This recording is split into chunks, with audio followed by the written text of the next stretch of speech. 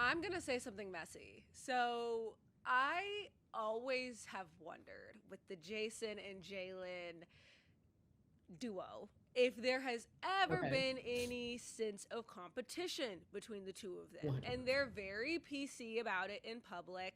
As I said, I watched Starting Five and I watched Jaylen's whole season, and he's very poetic and politically correct in the way he speaks and picks his words very carefully.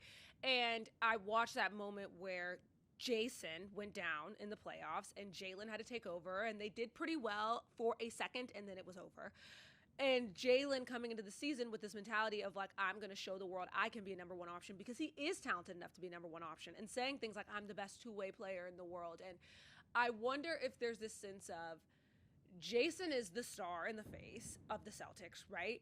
And then you've got Jaylen, who was the finals MVP, which had to bother Jayson. I don't care what he says, that had to bother him a little bit.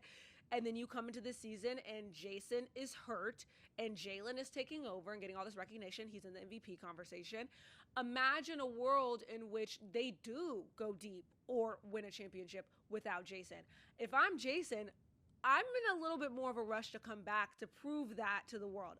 I'm not going to lie. I, what you're talking about is competition, and if there isn't a competitive jealousy, if there isn't a competitive spirit among them, then that's unfortunate.